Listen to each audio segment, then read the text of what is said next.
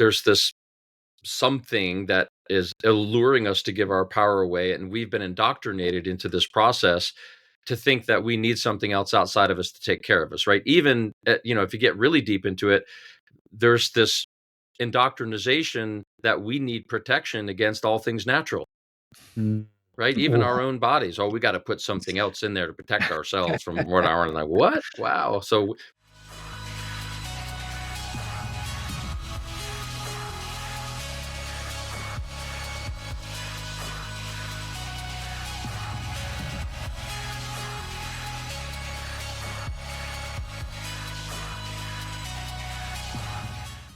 Hello, everyone, and welcome to another episode of the Oto Gomes Show. My name is Oto Gomes, your host, and today I am so excited.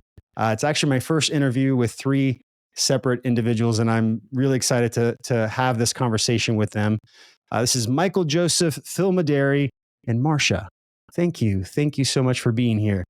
In this world of invisible contracts where natural rights seem dishonored, there comes a time when spirit calls us forward to walk a path of self-determination to honor and uphold the things that perpetuate and protect life. Over the years, Sacred Honor Educational Fellowship has studied and curated the leading minds and key solutions that provide remedies to this life-threatening disorder. Their mission is to educate and empower their members in a manner that breaks the spells and equips their creative will to walk along the pathway out of Babylon.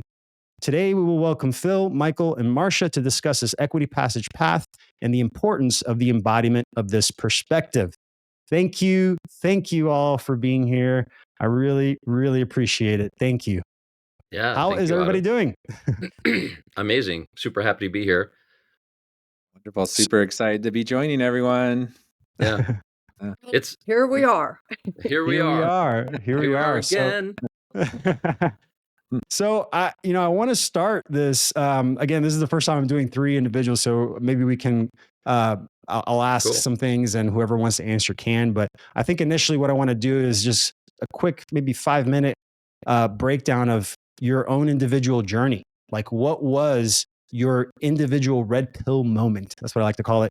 That moment in your life journey that you were like, nope, not anymore. I see it now. So what was it for you? And we can maybe start with you, Michael. Sure. Well, I don't know if there's one particular defining moment. Honestly, I've had this resonance in my awareness all of my life. Born and raised in Catholicism, and there was a hollow box for me in that space. And it took me years to really understand what that meant for me. However, there was a deep curiosity where I'd felt within myself that things weren't, the best I could explain, that things weren't really right in the world. Mm-hmm. That things felt misplaced in you could just see it in people's eyes and their posture. It was just my awareness as a kid. And as I got older, I found my way to William Cooper, the guy who did Behold the Pale Horse. Mm-hmm. And that was early 90s. And he was the first one that, I guess you could say he was the first one that sort of red-pilled me. Mm-hmm.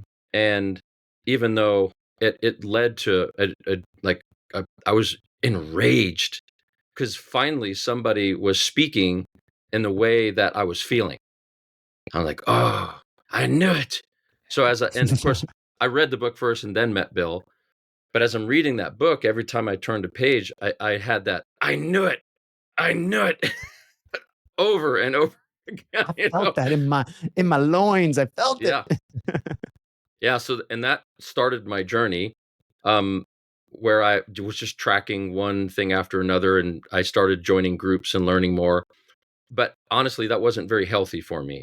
I was led by rage and anger, and I had to walk away from that. And then my spiritual journey began from that point forward, which led me many, many years down the road, yet always being aware of the elements of redemption. Like I have the original redemption manuals from 96, 97, and the 4.0s and all the redemption manuals and all that stuff. Wow. I don't know I know Marcia knows what that is. So. I know what you're talking about. That's amazing. Yeah. So it's been in my sphere for a long time. Um, and when COVID hit, um, all the things that I had been exposed to and not necessarily took action on, but exposed to and had an awareness about, was clear that it's no longer good enough to know that action needed to be taken, right? And then I, found my way into a myriad of different actions when COVID reared its head, which led to being one of the kind of original founding members of the first iteration of the We the People Assembly in Nevada City, California, which is where initially I met Marcia. And then I became the president and moderator of the assembly for a while. And then I ended up going on this tour, or the small tour around the country, and this Stepping into Divine Jurisdiction tour. Mm. And that led to this really beautiful seminal event called Liberty's Horizon that took place in San Diego that I produced. I guess it's been 4 years ago now. And it was the first event of its kind where a group of us came out and said, the parallel society is developing. And these are some of the people that are taking action. These are some of the educators, some of the senior fellows like Marcia, who's been at this for countless years. One of the legends that I gently stand on, I say that hilariously, gently stand on the shoulders of, uh, that stepped forward at this event and started talking about all the wisdom and insights that they'd carried with them for years, and that it was a new time. What's happening now, what's happening today is different than it was 30, 40 years ago. And game on. And from that point forward, that's what developed the fellowship. I've been the host of a private podcast called the PMA Weekly, which has been around for, I don't know, 4.5, 5 years as well, which is talking about the development of the parallel society and the particular solutions. And the solutions really orient around the awareness of the difference between the corporate state and the natural person, or the living sentient man or woman. And really, that's the crux of all of this, is knowing who you are, the substance over the form. That's the crux of everything. So within that, of course, I met Marcia. Marcia and I, she's been a mentor of mine for years. Now we work together in the fellowship. Phil Mederi, we met when, a year and a half, 2 years ago? I kind of forgot now. I've lost track of time. Like Time is an illusion. Doesn't matter. Time, what is time? But a human construct. We met in this iteration at that time, right? Well, how we all came together in the fellowship is a whole another story into itself. And you asked a direct question: how did I find my way? Like, what was my kind of red pill moment? And that's kind of it right there. Wow, I appreciate that. And that's one heck of a journey. And I'm so happy that it brought you to this point to be able to share that information. It's just such an important step for most that go on something like that, to be able to share it. That's so important now, especially being the bridges. So much. And I never thought in a million years that I would be doing what I'm doing today, 8 to 10 years ago. No way. So talking about listening, deep listening, and really, well, thank you. Yeah. Spirit pulled me out of the shadows into bright light. So I feel honored. Well, thank you. Thank you for sharing that. I appreciate that. So let's go to Phil. What was your journey? How did you get to this point? What was your red pill moment? Oh boy, a few of them in a row. But I think my first knowing was I was raised religiously, like Michael was letting on, and told to believe a certain thing. And I remember at a young age saying, I don't feel that way, so the indoctrination kind of right away. And, everybody telling me I need to think a certain way. And no, that's not what I feel inside. And that translated to always questioning what I was being told and what people were essentially trying to have me form into my belief system. The big one having to do with the political system was the Fed, obviously the Federal Reserve System, that came into my knowing. in my late teens, early 20s. And I always knew that it wasn't what it was led on to be. And it just seemed like everyone running this rat race. There's got to be something more going on behind the scenes here. Some people are rolling in Benzes and Rolls Royces and Maseratis, and some people can't even afford to put food on the table. Something's going on. So I did research into that, or it came to me at that time. And like Michael, I was angry. I was super upset about the system that exists and the inequities that exist in it. So I carried that with me in my younger years, just always knowing, but kind of entrapped in the system in my own ways before spiritual awakening occurred as well. And I was introduced to equity, which was back 16 years ago, 2008, approximately. So that came to me, and I was actually invited into it, and it found me. Even though I think we're sitting here today, and I think it's part of a bigger life mission and journey. And just like our life missions are like GPS, I believe. And if we miss the first turn, well, it keeps telling you to take a U-turn or turn at the next turn, and you're going to get there if you're listening. So that came about, and that enabled me to start letting go of that anger, and a spiritual awakening happened around the same time. So that has led me here. However, the more I've learned and to go to peace over things, and I'll talk more about that as we move along today, the more the spiritual journey opened up, letting go of all of that. And then, of course, when the pandemic rolled around, just like Michael was saying, that was the time to not hide in the shadows anymore, just keep this private or quiet, and that there needs to be more of a flag put up, and it's time for things to come out, and the ancient secrets are being revealed, and natural law, natural justice, which is at the foundation of all law, is what equity is. And now it's time for that to come back and hold its rightful place in the ordered system of law. So that's what brought me here. Excited to be here, and to the fellowship. What a wonderful journey that was. Come to turn out that I'd spoke with Michael on the phone previously, and we'd had a nice conversation about trust and those type of things. And little did we know that, and a few months later, that the equity thing would connect on that level. I was like, oh, hey, I think I've talked to you before, but hey, just like the GPS, hey, maybe we didn't make it on the first connection, but we definitely made it on the second one. So that's why we're here, and just great to be here. Marcia Ann, just so grateful to be in connection with her as well. Such a wealth of divine knowledge and honor flowing through her being, and it enriches everyone that it has the honor to be around her. So that's how we're all here. But many aha moments, but definitely the inequity with the money and the siphoning off of the sweat equity and life force energy of all the living beings on this planet was the big thing that woke me up. Man, you know what I love about these, the both of you and your introductions there, and just sharing where you're at, is this idea that it's like what you said, the GPS. It's like when we align ourselves and really fall into an integrity of what we want and bring clarity to that, it becomes a small world, right? You start to magnetize the people that are in that resonance. And what I've noticed is that even without, taking the courses that I have, I started to connect my own dots through my own research, and my own dots started to align with the people that I was connecting with. And I'm like, there's truth in this, because I'm getting feedback here from what I believe. Well, nobody told me, I just came up with it myself, but I see that there's reaffirmation here and confirmation of that perspective. Yeah. So I love that. And I love too that we all started with anger. It's like the grieving process, right? You got to go through the process of the emotions to get to this point where we're not fighting. It's not a fight. And you land on that. It's like, oh, this is a remembrance.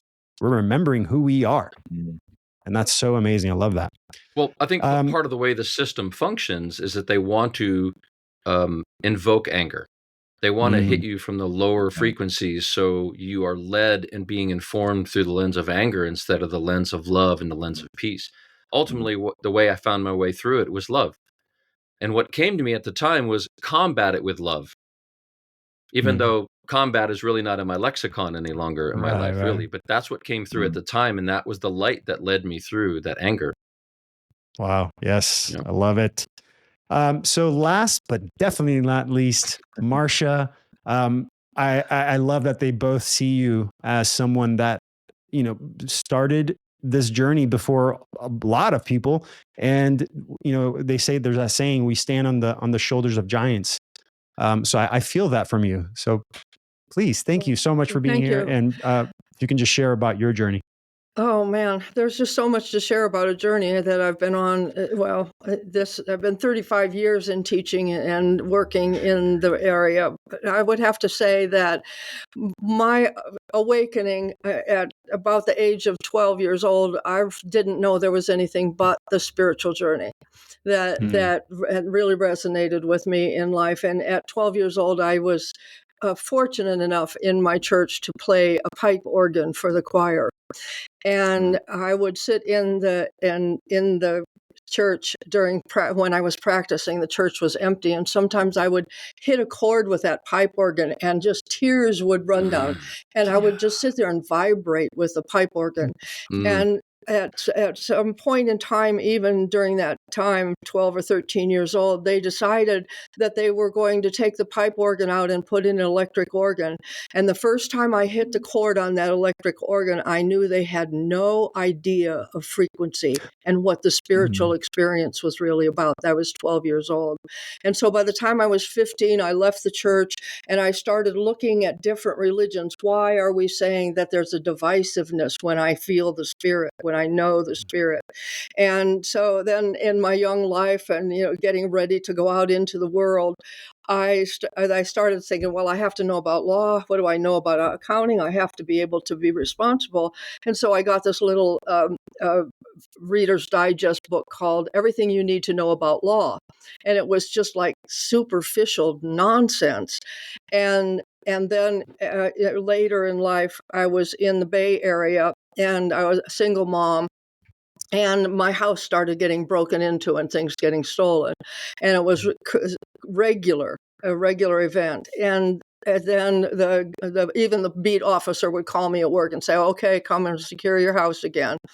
And the last time that happened, all my things were on the hood and they caught the kids coming out because now they were watching for them. And I pressed charges, and the charges resulted in them getting some jail time and restitution. I'm thinking, oh, restitution, I'm going to get some of these things back. And they said, no, that's not how it works. We keep them. They go to the locker, the evidence locker. It goes to, and then it goes to the. And I'm thinking, what is this about? Restitution? If I've lost the things, and so I started really questioning, how is this system working? And when I came up into this area in Northern California in 1982, I met a group that was studying that was called the Judge Roger Sherman Society, and we started studying and looking at how is the structure of law, how is it organized. And in 1986, not just to cut to the quick, I became the foreman of the Nevada County Common Law Grand Jury. I did a lot of production during the last 35 years with people like Bill Cooper and Red Beckman and Tupper Saucy and Bill Benson and Tim Turner. And I mean, just a whole litany a list of everybody who came in. And I still have videos and their paperwork and all that research and backlog and meeting with Carl Miller and all these guys whose names a lot of people don't even know, that on whose shoulders I stand and whose work I studied and incorporated into my own work. And why am I here and how did I get here today? Because Michael asked me to participate in the Liberties Horizon. And as tired as I was, I mean, I must have said no 6 times, but his persistence actually got me there. And now all of this is coming forward. And I see that, that people, it's like Goethe says, they're none more fully enslaved than those people who falsely believe themselves to be free. And so, and what I've got, and the whole context of the information, while we're seeing pieces everywhere with viable pieces, how do we, like you said, with the threads, how do we bring that into the fabric of our soul really coming out on the soul journey that we're on? And what we're producing through the Sacred Honor Educational Fellowship is definitely weaving that thread. So that's why I'm here. Mm. Wow. Wow. Thank you. Thank you for sharing that.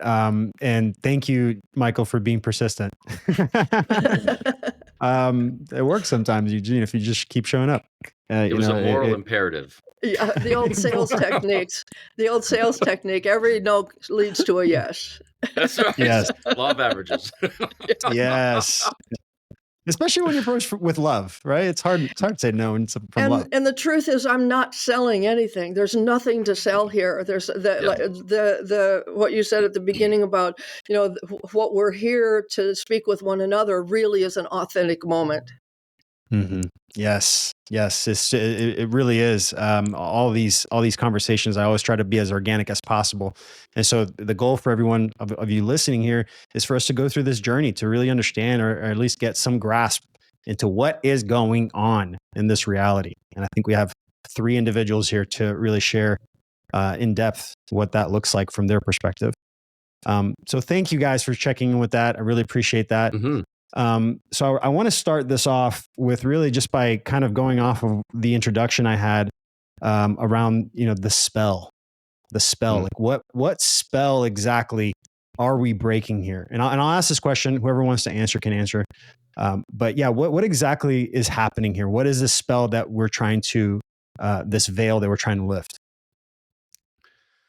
I'll start. I'll give my thoughts on that. One of the observations that I had when I was a kid, kind of like we've all expressed, is this state of utter awareness that most people had. So, in other words, I would observe people doing things and taking actions in a way that they didn't really realize what they were doing. For instance, like a driver's license. And then we all watching people go through these systematic things that really made no sense. And as you fast forward years down the road, you start observing things like really good people losing their houses because they didn't make a tax payment.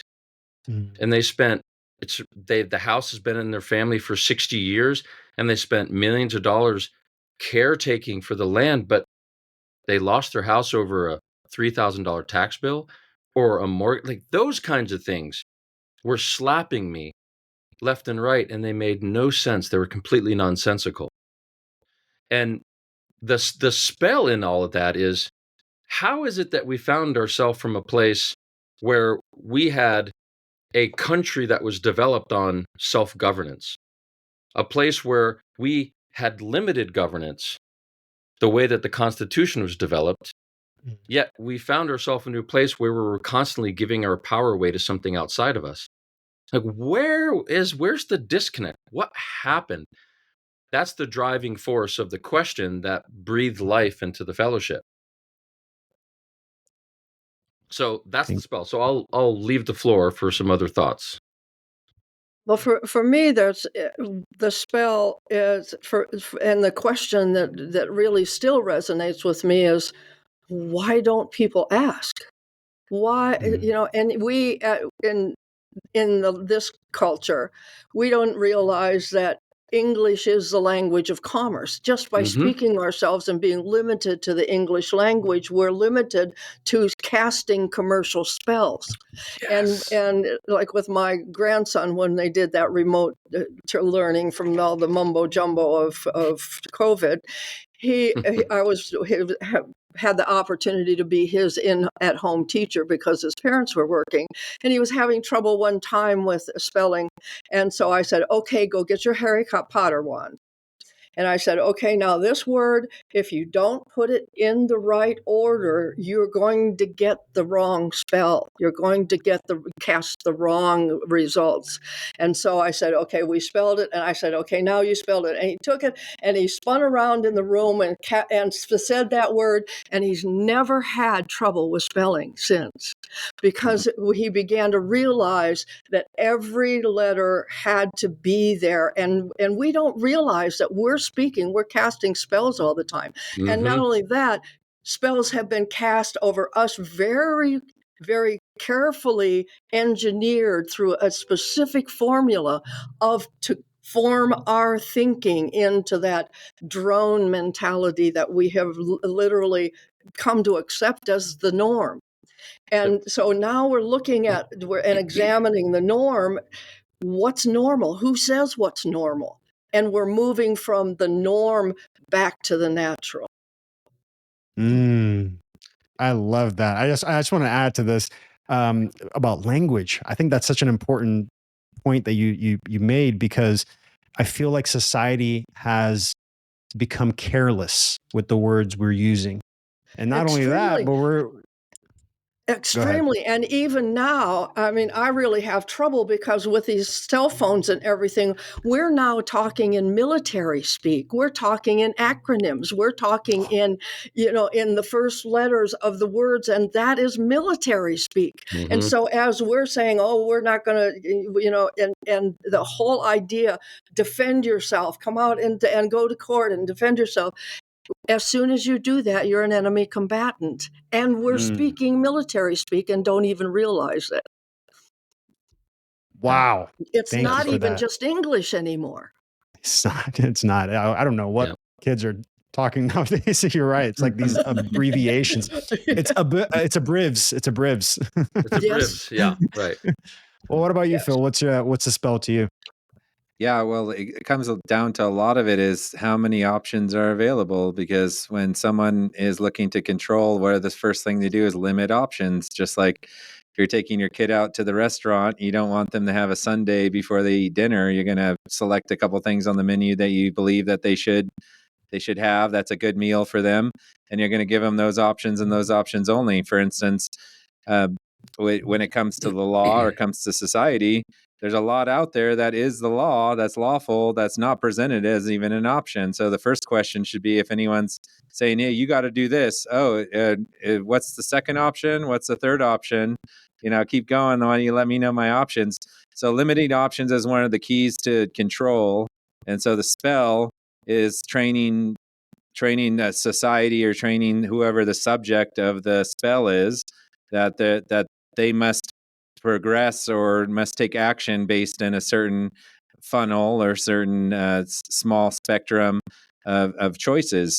So when we learn, and I'll bring this up. So we all look at the elites and say they don't pay taxes, they don't go to jail, they don't seem to care about civil judgments and things like that. And they know all the loopholes. That's a common saying that people may have heard. It's not loopholes. They just know the law, and they know the other options that are available. So it comes down to being vigilant, and I'll put everyone on notice right now. There is more options out there, and if you choose not to dive in and learn about them, then the law says that we may, in being ignorant of the facts, may be accepted. However, ignorance of the law is never an excuse. So now you're on notice that there's more out there. So now you get to dive in and learn, and that's what we're here to provide. The self-governance, and that's the other thing about the spell. Oh, rely on someone else to take care of your problems. No, it really comes down to you. It comes down to owning responsibility and governing from a point of power, of personal knowledge and personal power, that really makes the difference. So if you're looking for someone else to save you, chances are they're going to have priorities ahead of yours. So just know that. So that's what it comes down to each of us. That's what we're here to offer, is self-governance. And we're not here to do it for you, but we're here to, the old saying, lead you to the water. And now you can drink right here. That's what we're here to do. So we're excited to be on this journey with all of you. You're all on notice. You're all on notice. You're all on notice. I wanted to bring something up. So this is, going deeper into the spell element of things and kind of pulling out of the spell. So as all of us are talking, there's this something that is alluring us to give our power away, and we've been indoctrinated into this process to think that we need something else outside of us to take care of us, right? Even if you get really deep into it, there's this indoctrination that we need protection against all things natural. Right? Even our own bodies. Oh, we got to put something else in there to protect ourselves from what our, like, what? Wow. So we're so far lost. Blessingly, we're finding a way out of this. And that's what we like to talk a lot about in the fellowship, is the substance over the form, and realizing that if you want to look at it from the standpoint, it's so powerful. We are the currency of the system. The system, and I'm talking about the corporate element, which we're going to get into in a minute, the corporate fiction, which is a hollow entity, it doesn't exist without our energetic animation. So by virtue of that, we hold the power. We are literally the currency of that system. And when we come from that standpoint, we see how powerful we really are. But somehow or another, through years and years of indoctrination, generations of indoctrination, we've forgotten that. And now we walk around in that trance that I was telling you about when I was recognizing as a kid. I could see it in their eyes and the way they walked. Everyone feels so flat and lost and not like they're not empowered. And I didn't have the language for it at the time, but it felt off. And so the substance over the form is such a big teaching. So one of the important things that we talk about a lot in the fellowship is the substance over the form. And I think I was talking about the currency of the system. Actually, I'm sorry. I got to find my way through this. Sorry, you're gonna have to edit this. No, no worries. I tagged it, so whatever, we're gonna make it work. I believe that we got through the substance over the form, talking about we're the currency of the system. I think I was about to start talking about contracts and commerce. So the system itself, it feels important to share that the system itself works through commerce and contracts. And one of the things that we like to share in the fellowship is kind of the simplicity of how the system really works behind the scenes. Because there's a lot of people out there that are talking about, the Committee of 300 and the Vatican and, the London financial system and all those elements of things, which to me are interesting. But that's about as far as I take them, because what's the real value of understanding those things? If you don't understand self-governance, you don't understand how the system works. If you don't understand who you are, you're just getting stuck in another story.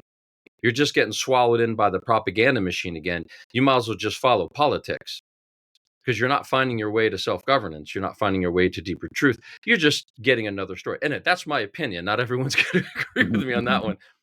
Now, granted, I went down those rabbit holes too and tracked all that. And now what we bring forward in the fellowship comes through the lens or the principle of all things true or simple. So there's the propaganda machine is very clever.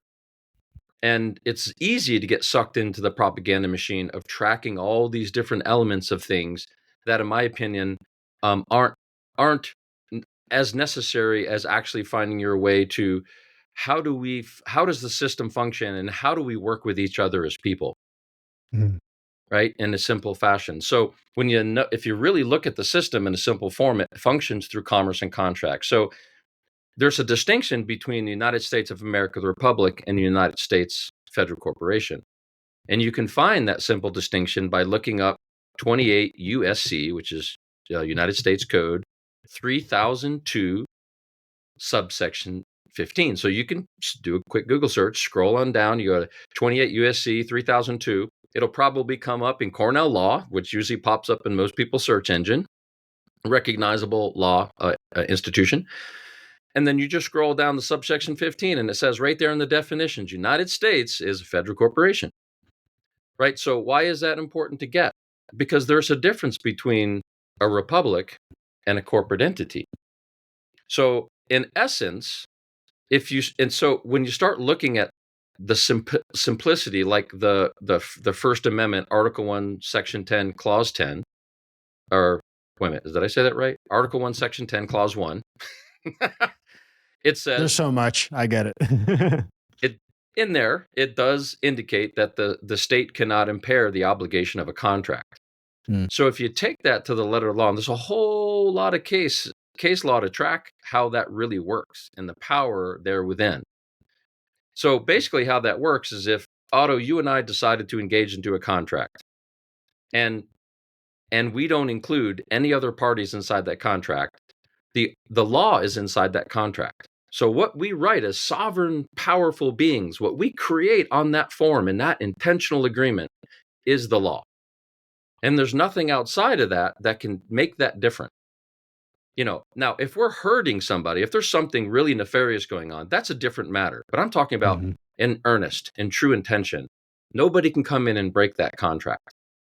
So that's powerful to grok.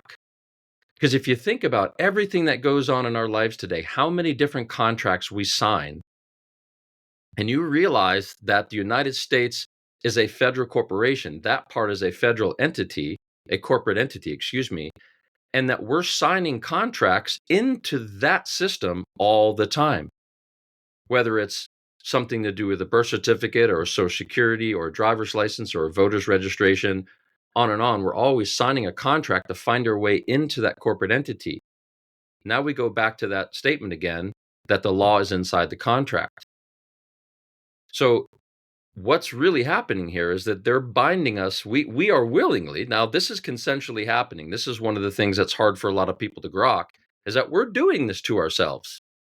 And we can't find our way to salvation or find our way to self-governance through the lens of being a victim. So we have to take accountability for this. Is a big, big, big part of all of this mission, this movement back to ourselves, back to people of the land, back to who we are, is to recognize that that system is an entity that we empower by our energy, and we sign contracts into those unilateral contracts, one-sided contracts where they wrote them, and now we are subject to the means and the rules and the terms and the statutes and codes of those contracts. That's different than what is naturally written in a contract between you and I, and it's different than what's in the Constitution. And that even gets into what creates the terminologies of a contract. So, for instance, the dictionary of 1820, the Webster's Dictionary of 1828 defines the terms in the Constitution, where the Black's Law Dictionary defines the laws and the statutes and codes. And the same word can have two different definitions in two different dictionaries, and they mean different things per the contracts that you're in.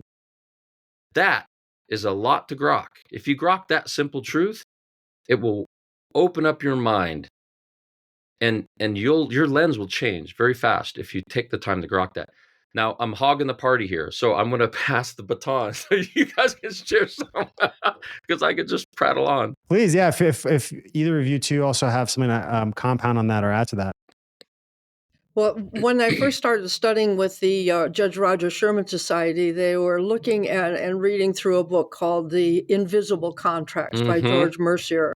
And they were trying to what would turned out to be a superficial process, but they went in and looked all the contracts, and they took wagons full of things to the post office wanting to rescind the contracts one by one by one. And it's a huge volume. And it was very eye-opening when we look at the kinds of contracts that we have consented to. And that when we consent, there are really only two areas of law. Do all that you said you would do, and don't injure a person or their property without making them whole. So those two systems of law, and we're stepping into contracts all the time. As a gentleman who I was studying with at that time, who we were talking about the Constitution, and he said to me, and it spurred like an ongoing inquiry for me. He said, they've circumvented the Constitution through the Commerce Clause. And then he gave me no more. So I had to do my own digging and my own research. And so, those two things, if we really start to look, we can't look outside there. They're not doing it to us. They're giving us the opportunity to step in to do it to ourselves. And we don't realize how we're consenting to that, and how once we consent, arguing with that agreement to do all we said we would do sees us as dishonorable, and we have no right to prevail with our dishonor. So I want to share a story really, really quickly. So what Marcia was just talking about brings up a story I like to share often, which is just an analogy. What happens a lot of times in court, somebody's facing the judge because the IRS sent them a notice, or really a presentment, and you didn't navigate the presentment properly, now they have a claim against you that you didn't pay them $30,000 or $40,000. Now you're facing the judge, and you think you're clever because you understand a little bit about the Constitution. So you want to argue with the judge and say, Judge, dismiss this case under the Fourth Amendment, unreasonable search and seizure. Not a crazy idea, considering that They got bank statements and they sent goons into his house and stole his private property to use against him. Okay, I can get that angle.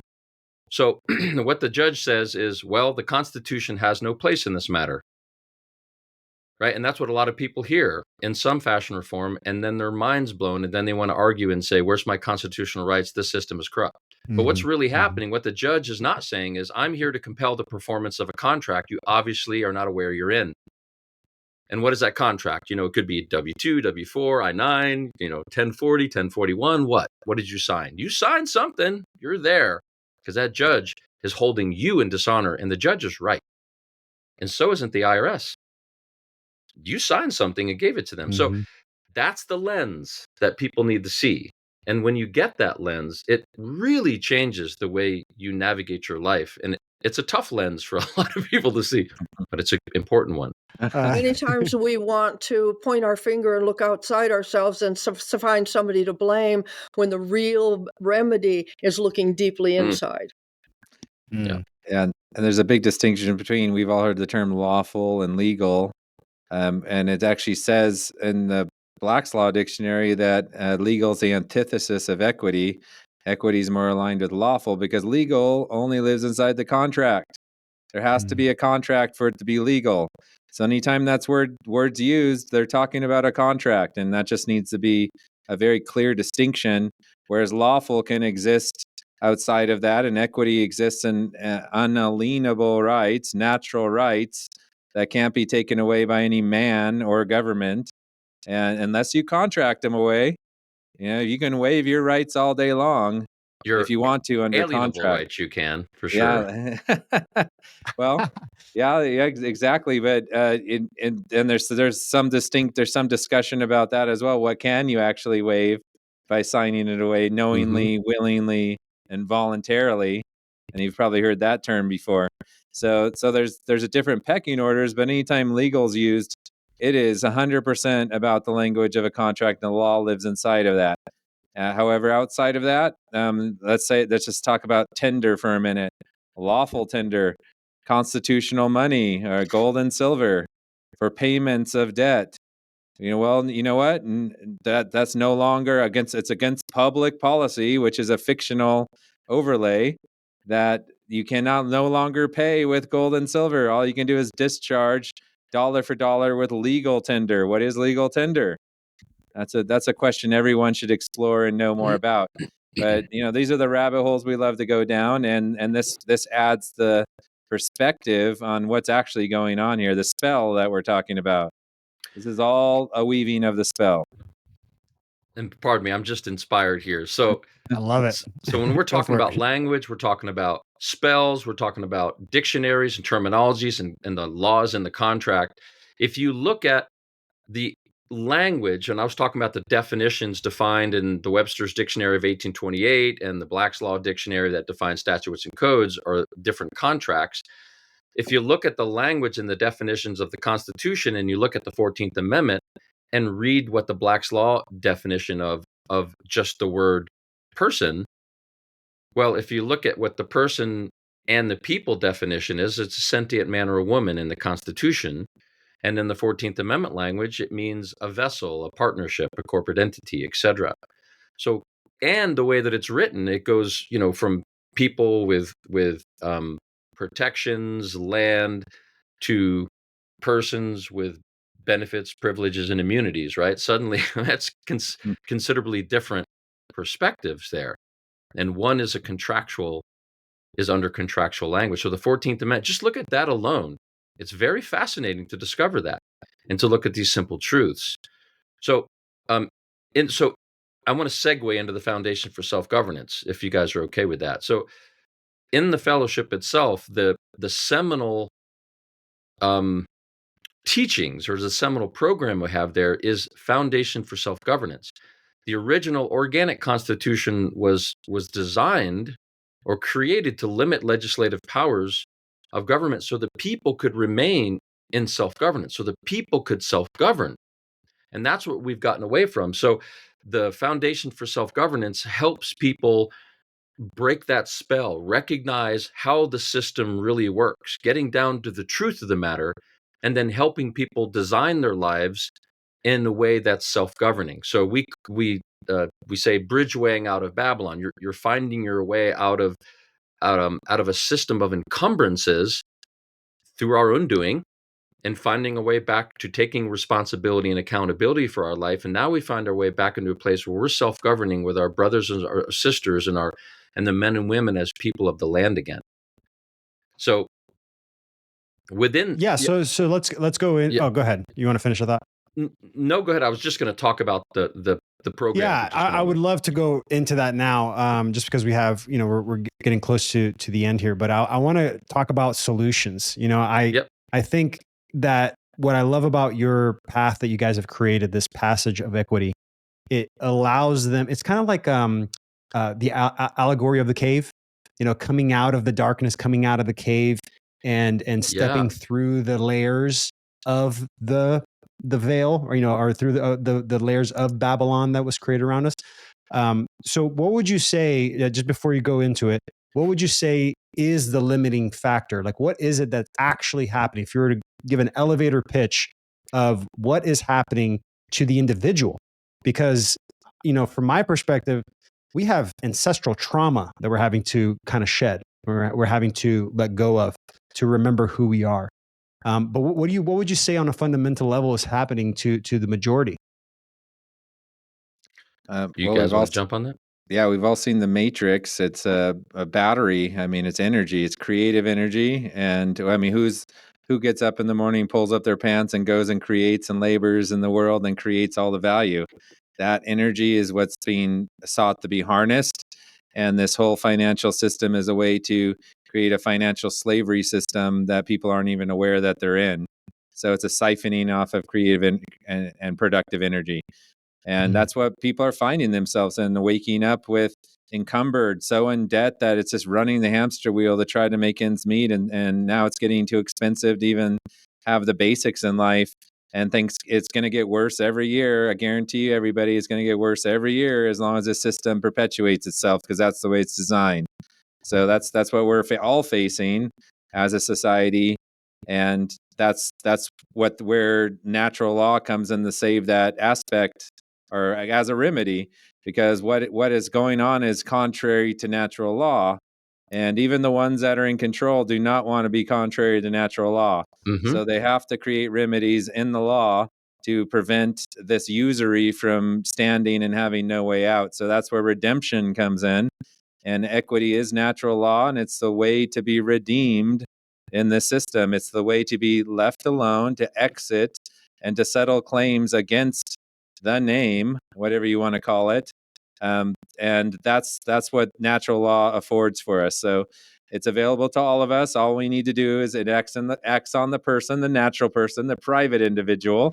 So becoming that and knowing who you are and owning your inherent power you have in the system as the currency is the way to rise above it.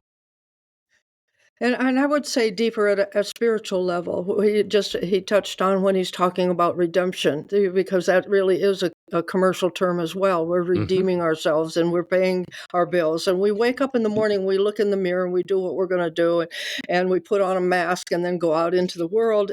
And we hold ourselves as good, lawful people, and we do everything right. We're moral. And then we go out and we don't realize that every day we pass a currency that has a fluctuating medium of exchange. It isn't a true value of value. It isn't a true representation of value.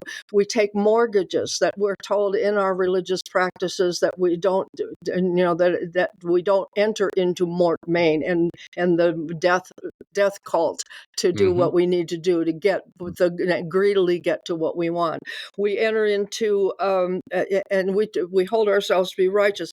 We borrow money. We go out and we don't keep our agreements with people. We tell them we're going to be someplace, and then we don't even show up or don't even communicate.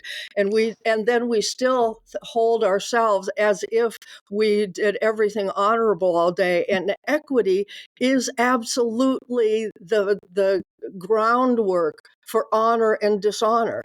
So the study of honor and dishonor coming forward is really a deeper spiritual repentance, because we have to see ourselves as dishonorable before we can step into honorableness, before we can repent and come into that, see the mistakes we made and correct those mistakes and don't do them again. That's repentance. And so at a deeper level, equity is that full expression of the divine law in action. So good. Oh, so well said. I got Yeah, so goosebumps good. when you were saying that. I grew up Christian, Pentecostal Christian, and in going down this road, I read the Bible completely different now. I'm like, oh, this is a guidebook. Yes, Yeah. it This is. is just a the guide blueprint. teaching you how to be natural. Yeah. Yeah. Teaching you how to be honorable, how to Honorable, repent, right. and how to we're offering the opportunity for you to see yourself, the mistakes you've made, and to honor them, because seeing those mistakes and coming forward and now taking on the spiritual armor of God to live a better life, to speak a better language, to not take something that you saw on the news and tell your neighbor when you don't know for sure that there's any truth in it. We see the mockingbirds and we become mockingbirds just blindly and unthinkingly, when in fact what we want, I want to be sovereign, I want to be sovereign. Well, the sovereign is 100% responsible for every thought, word, and deed. Yes. That is so. I want to bring something up. You're talking about the spiritual element of things. This is a spiritual journey. 100%. It's a spiritual journey. And Otto, you're asking what's really going on out there. And I the way that I see it is there's the creators and then there's the imitators. There's an energy force out there that are the imitators. For whatever reason, they don't really have the capacity to create. So they have to feed off of the creators, and they're using all forms of deceptions and propagandas and all kinds of and the divisiveness, right? The oldest maxim of war, divide and conquer, keeping us all in this funnel where we're only seeing, as Phil was saying earlier, where we're seeing limited choices, and they're able to drive us in the direction through our creative force, yet they're driving us through levels of deceptions, right?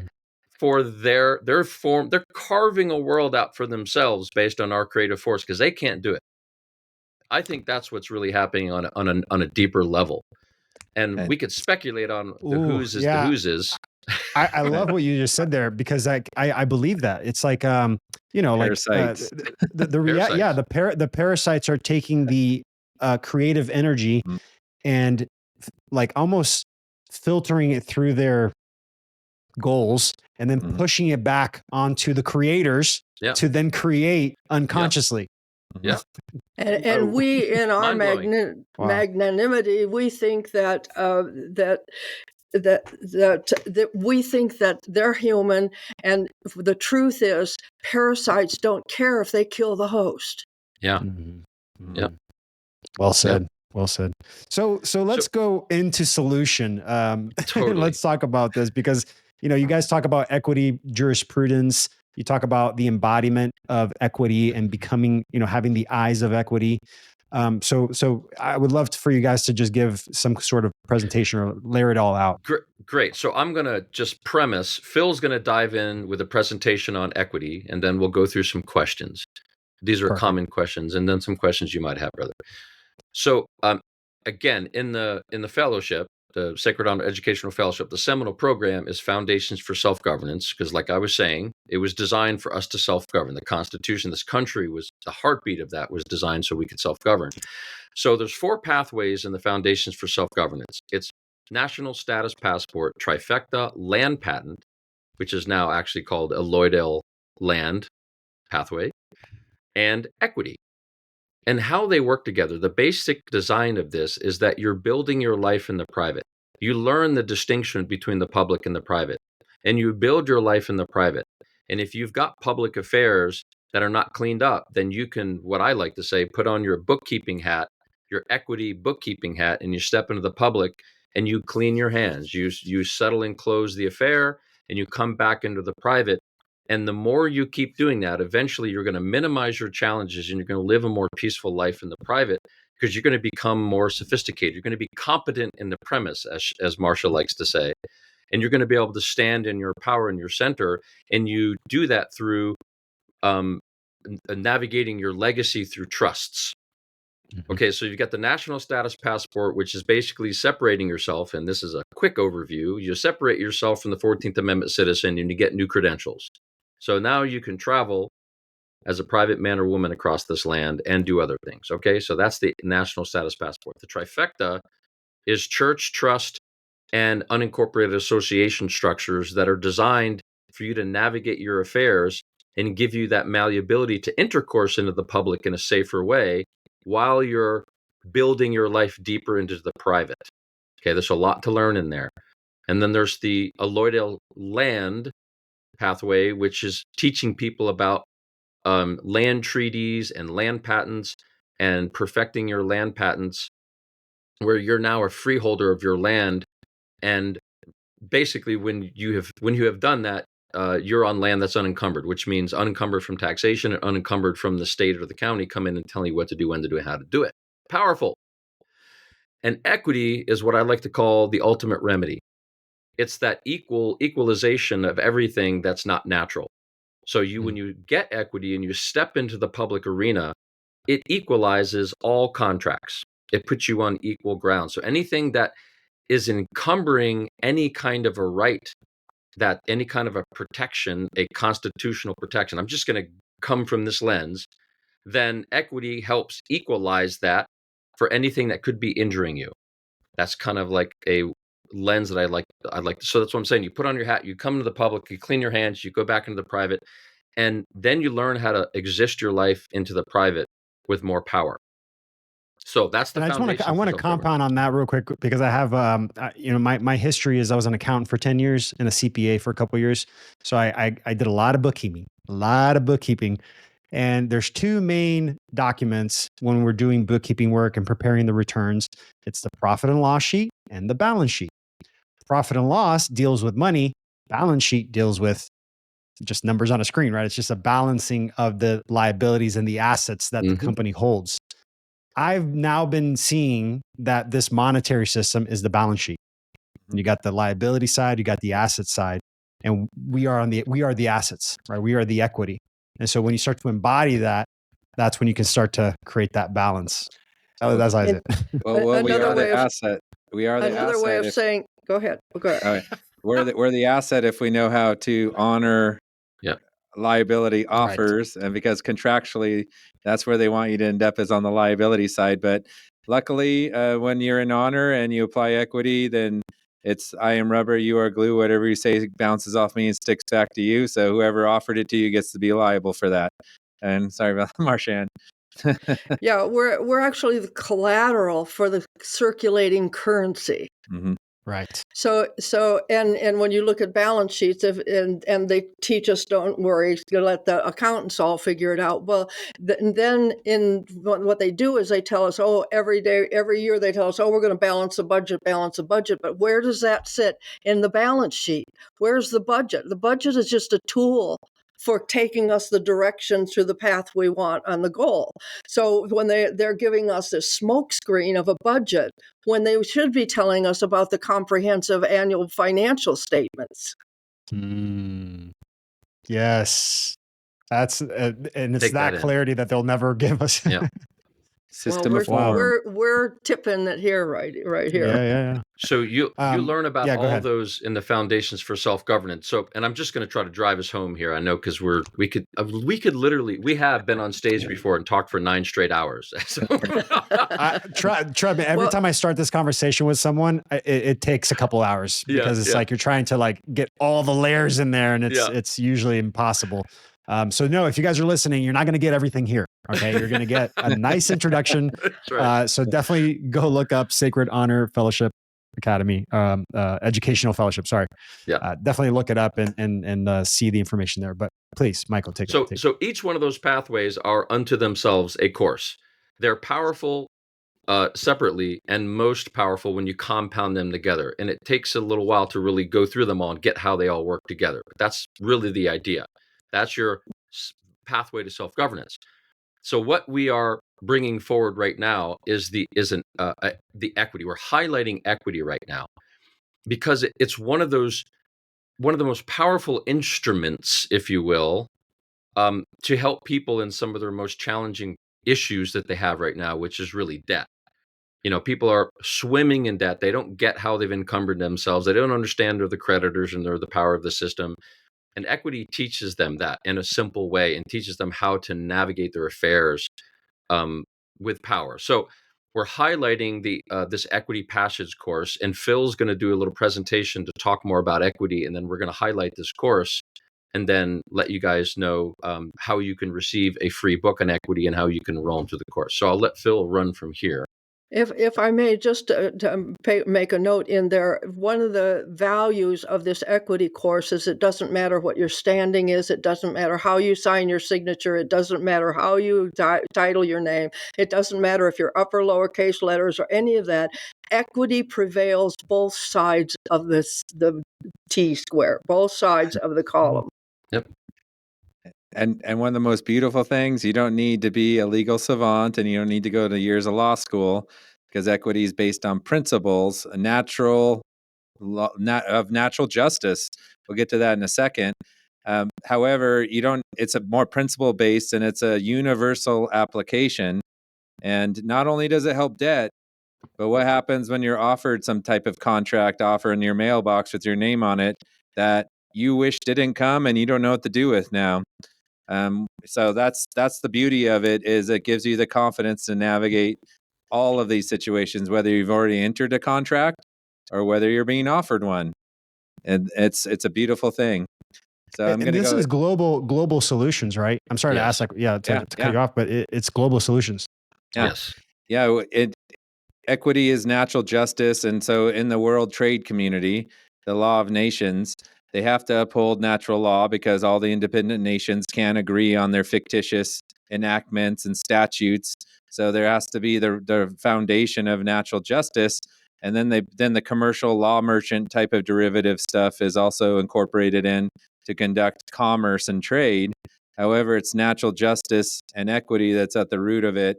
And the beautiful thing about equity is they call it the civil remedy, but it has a supervisory role over contracts. And what we're talking about is we live in a world of contracts.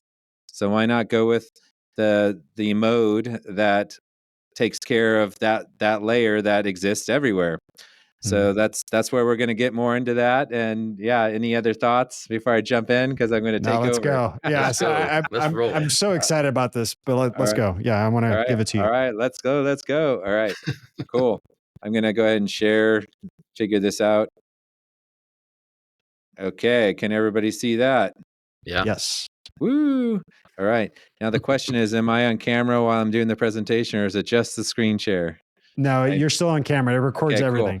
All right, so I won't put on my funny hat and take off my tie and take your shirt off. Yeah, please. All right, great, guys. We're a family network here, guys. Okay, we're on the family network. Okay, understood. I'll save the toga for later. All right, I'm going to hide this. All right, so welcome everyone. As you know, we're with Sacred Honor Educational Fellowship, and the keys to living in divine law and foundations for self-governance is what we're about, among other things.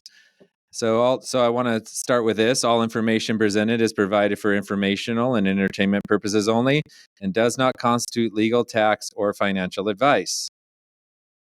So we are all honored to be here today, and I'm especially honored to be exploring equity jurisprudence with all of you today, as we're focusing in on the role of natural law in modern legal and commercial systems, as we've been touching on throughout the presentation so far. So first of all, we mentioned an ebook that we have available for you all to kind of get a primer and get an introduction to equity. So the ebook's called Equity Unveiled, and guess what? It's complimentary. So it's a transformative journey into the principles of equity jurisprudence. As I just mentioned, equity jurisprudence is based on the principles, and that's the most important part to start, or the necessary hard to start. So then this book contains over 30 pages. I believe it's 39 to be exact.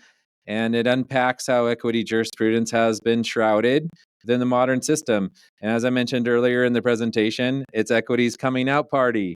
And the transformative principles that equity is built on is the point. And so we're inviting readers to integrate this knowledge. We'll first become aware of it and then, of course, integrate it.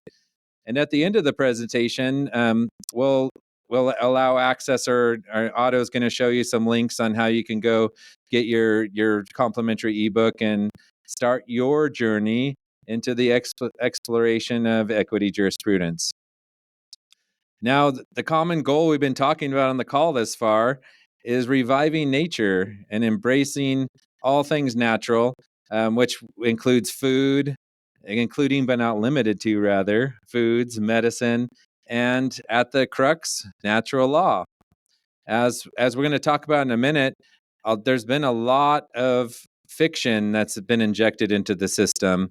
And there's people that want to fabricate, and as Michael mentioned earlier in the presentation, even alienating us from our own bodies, that our own body is not innate and divine enough to fight off a certain virus, for instance. And this is an exciting time we're living in because of this resurgence, this great awakening that is bringing all of us together and activating our consciousness to understand that nature is the way, and it always has been, and reestablishing alignment for natural law and remedial justice. And this is the way to cure disease, and not only in our bodies, but also in the justice system. And this goes way beyond treating symptoms, as remedial justice is holistic and looks to cure the root cause. And even though the symptoms may take on many forms, such as government overreach, and we've been talking about the predatory commercial practices that exist in the system, and it all seems very unfair and unjust that this could even be existing, and we're all subject to this in some way. But what is the root cause? I mean, we've touched on the Federal Reserve and the money injustice and financial issues that go on with contracts. But now we're going to start viewing it in the context of fictional law versus natural law. Let's get to the root of this. So what are they? And what's the distinction between the two of them? So we're going to look at some official law books here in a moment, starting off with Burton's Legal Thesaurus, 4th edition, because we're going to look up what these two phrases mean, and we're going to learn what the law has to say about them. So first, we're going to start with fiction. Now, fictional law, or what we talked about earlier, legal, is created by man, and as a result of man, governments, and it's committed by enactment and or convention. So a statute would fall into an enactment or an act, and convention is falling into more of like a custom or a usage type of situation. So I highlighted some of these synonyms here, and we have fiction. It's a concoction, a fable, fabrication. It's also an invention, a lie. It actually, one of the synonyms is lie. And myth, I didn't highlight that one, but you get the idea. It's a product of imagination. And then we have foreign phrases down below, which, in case you're not familiar with foreign phrases, they're called maxims as well, which are irrefutable, universally accepted principles of law. So this one actually says fiction of law is wrongful if it works loss or harm to anyone. So that right there is telling us that there's a fiction of law, but it's also telling us that it's wrongful if it works a loss or harm. So in lies a remedy we'll get to in a little bit. And it also says fictions arise from the law and not the law from fictions. Okay, so that question about whether the chicken or the egg came first, well, it's telling us right here that the law comes first and the fictions follow. And then the third one, fiction yields to truth. Where truth is, fiction of law does not exist. So these are some big maxims, principles of law. So here's the root cause in the system, fiction, the fiction of law. And this is the ailment that creates a lot of the symptoms that we're encountering in our everyday lives. So what does the fiction look like in the system? Well, Admiralty Maritime Law and the role of at law in the legal fiction, these are important to take notice of because the fiction of law translates to legal fiction and is under Admiralty Maritime. Now, this is a federal jurisdiction that administers trade and commercial contracts. So included in this is statutes, codes, enactments, mandates, you've probably heard of those before, ordinances, and etc. These are all legal fictions. So I'm not saying that the legal fiction has no impact in our lives. And you know what? It can seem all too real if one's engaged in the system, the legal system that is, and doesn't know their way around it. But however, legal is inside the contract, as we talked about earlier in the call. So legal formalities, or what we're calling form, we talked a little bit about that already, refer to contract language.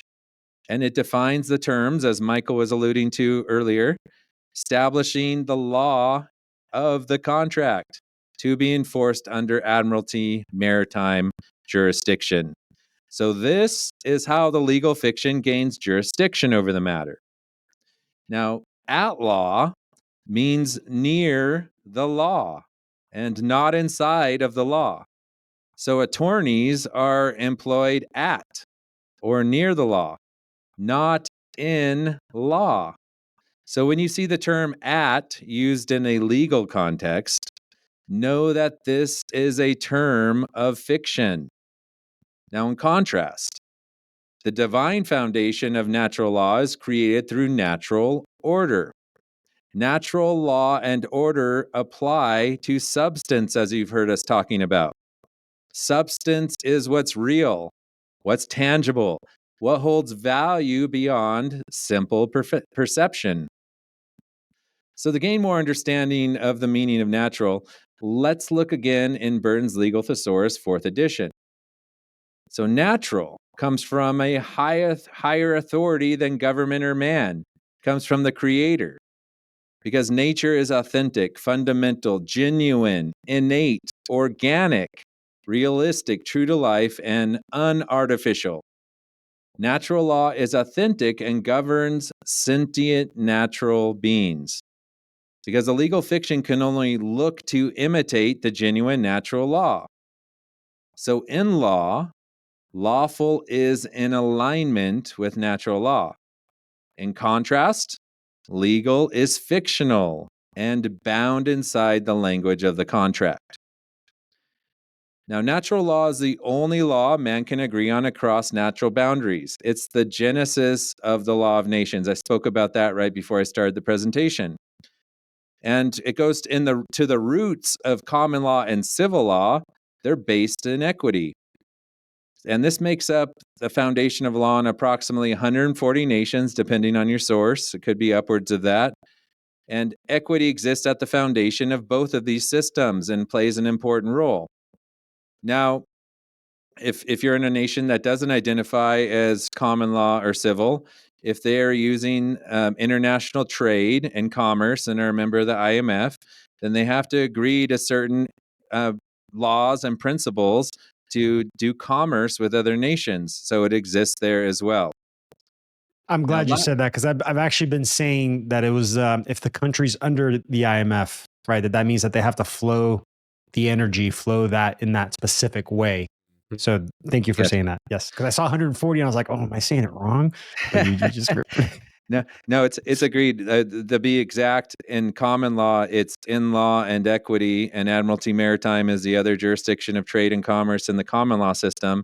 In the civil law system, the scholars of law who write the statutes and write the written laws, they have to be referring to the maxims of equity at the foundation of that system. So they're very similar. One's like a Napoleonic system, they call it, and the other one is rooted through England. But if nations, like we were talking about the law of nations, if they're going to intercourse and trade, they have to have a foundation to administer trade contracts and justice across those boundaries. So as far as some of these totalitarian countries like North Korea or China, I haven't personally applied equity or seen anybody apply equity in those places, but equity is natural law, so one would stand the reason that that exists everywhere in creation. Thank you for that. Let's get back on track. Okay, so natural law equity, it's also known as the spirit of the law and creates natural justice. And let's look at the synonyms here. Equity, it relates to fair-mindedness, fair treatment, fairness, honesty, ideal justice, impartial justice. Justice as distinguished from enactments and statutes. It's going to be more clear than that. So justice is also ascertained by natural reason, which if you read the law more, a natural reason is when a reason and equity align and become an array of divine white light. And that's a beautiful picture to behold. So natural right, recourse to the principles of natural justice, remedial justice, righteousness, spirit of the law, and is the unwritten law. Equity is the system of natural justice that embodies the principles and authority of natural law. And that nature provides holistic remedies. And guess what? Equity has its own jurisdiction that provides these natural remedies in law. So we talked about the Admiralty Maritime jurisdiction. That's overseeing the fiction, whereas the equity jurisdiction is available to administer natural justice. Isn't that a beautiful sight? Now, to better understand the principles of unwritten law, we're going to look to the maxims of law and equity. See, equity is such its own system of justice that it's distinguished from, and even in the maxims, law and equity. And I talked about maxims earlier, so let's dive in a little bit deeper. They're the principles of law and equity that are agreed on and accepted by all. And the principles found in the maxims provide the wisdom to create law, interpret law, and decide law. So a maxim is so called because in dignity it is chiefest and its authority the most certain, because it is universally approved by all. So here's one of the equity maxims that we're going to cover in this presentation. In a fiction of law, equity is always present. So we're being told right here that equity exists always and that the fiction cannot remove equity from the table. So this acknowledges the delineation between natural law and fictional legal at law. And this is also a promise that the natural law equity will always be present to remedy the fiction. So this raises a question. How does natural law equity operate within the system? Well, have you ever wondered why there's a Bible in the courtroom and one must swear on the Bible to testify? So in the scriptures, we were just talking about this right before this started, how Otto was commenting on how reading the Bible now through a different lens lends more wisdom. And, guess what? Because natural law, the wisdom commands of natural law of nature and the principles that laws should be built on are located in the scriptures. So let's look up this first scripture in Psalms 98:9. Let them sing before the Lord, for he comes to judge the earth. He will judge the world in righteousness and the peoples with equity. Now we saw in the synonyms that righteousness is a synonym of equity. So essentially they're being judged in equity. The world's being judged in equity, and so are the peoples. Now the scriptures, as we just talked about, are the foundation of the natural law.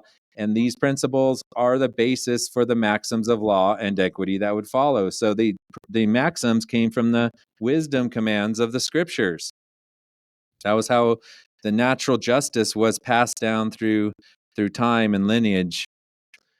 Now, this is a really great one here.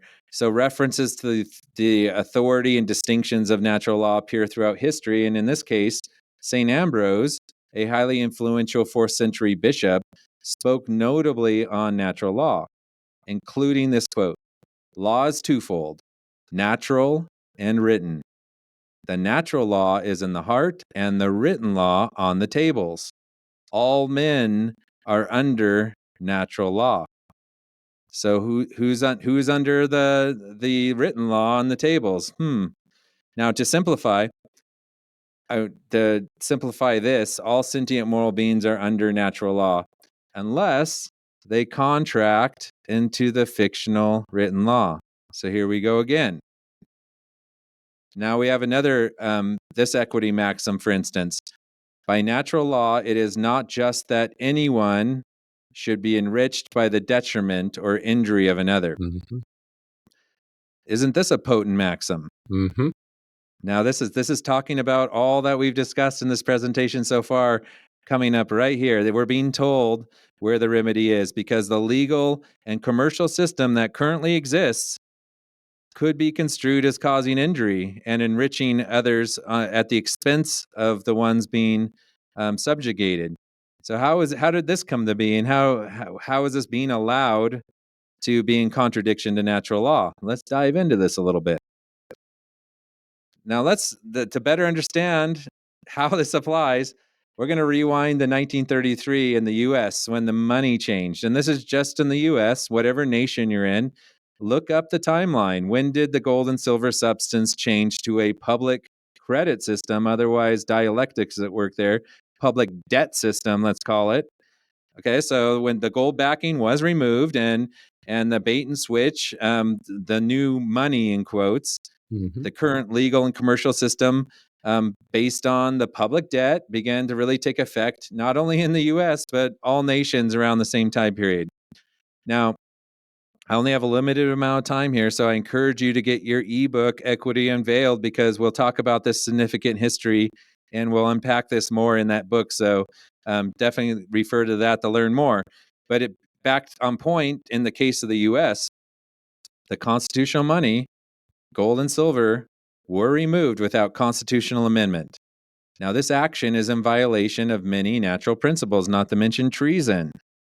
And notice what's written here. And we talked about the latter half of this, which I'll get to in a second already. But see, laws cannot be, it talks about gold and silver being the tender in payment. I mentioned earlier about lawful tender and legal tender. This is a lawful tender that we're talking about here in payments of debt. Now, ding, ding, ding, I want you to look very closely what we've been talking about during the presentation. Laws cannot be made to impair the obligation of contracts. So to simplify, the money changed, however, the law of contract obligation remains in full effect, and that's what's really going on in the system. So I've already explained how and legal exists in the contract, and equity as natural law is the force that creates a remedy, ultimately presiding or overseeing the fictional legal form of contracts. Now, to see what authority in the hierarchy of law and justice equity holds, look at this maxim. The law is nothing without equity, but equity is everything, even without the law. So, in other words, equity, when applied correctly, will supersede all other law forms. And this includes legal contracts. See, everybody, equity is natural justice and has the highest authority in the system of justice. Now, we want to talk about solution. So this brings us to the three main tools of equity. These are the tools in equity to liberate you from this fictional legal system and the charges and commercial debts that are used to encumber and control. Now, the first tool, the principle of discharge, is the natural mechanism to settle public debts and contract offers that may be presented or charged against you. This is the main tool available in equity to remedy the inequity created by the money change. Because if somebody's going to enrich themselves at the injury of others, there has to be a remedy, and it was written into law to prevent an injury of natural law and justice. Now, the second tool, dissolution of public contracts. So equity provides a remedy to release individuals from the binding obligations of legal public contracts. And the third tool, the power of inquiry. This is how to expose the fictional aspects of the charges that may be against you by inquiring into the equitable nature of the matter without arguing, disputing, or making claims. Equity is peaceful, and you can give up all those angry feelings. We all expressed those at the beginning of the call. We all had anger over the system. That anger is quicksand. Guess what? You get to let it go. You get to go to peace, and you get to settle without arguing or fighting or saying somebody else is wrong. Now, both Equity Unveiled and the special video presentation delve deeper into these three powerful tools in more detail, because the balancing force of natural law is the key to liberation from the inequitable legal and commercial debt burdens that are present. Or even, as I mentioned earlier, even if you're offered a contract and you're not even in debt, it allows you to honor that contract offer without consenting and being subject to it. Now, this is a process of relearning how to operate within the system through the understanding that natural law requires proper study, internalization, and application. I mentioned earlier, you don't have to go to years of law school because we've put together a nice course that teaches the principles, then proper application on top of it that can be universally applied to this inequitable commercial and legal system. Because equity is a private remedy. Now, what this means is that it cannot be openly discussed in the public, as the two do not mix. It's like oil and water. So we're inviting you to come to our private community, and then we can openly discuss the many other lawful topics with you. So now's the time, and the tools are available to exit the public legal construct and the associated commercial debts and embrace the power of natural law. Disencumber from fictional operational methods to cleanse and renew internal systems. There is an alternative way to live. Seeing the law through the lens of equity provides a transformative path to self-governance, but this is a process, and having the proper guidance and community is important. And similar to detoxifying, sorry, I had a glitch in my slideshow for some reason. It froze. Similar to detoxifying from artificial foods, which we're all very much aware of in our system, and other substances that are artificial, there's also a process for unlearning the fictional old ways of operation and to clear the system of toxins.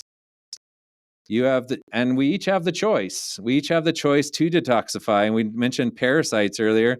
That's a good thing to detoxify from too. And the parasites run in the system are what is above is below. So if you haven't done that yet, I highly recommend that too.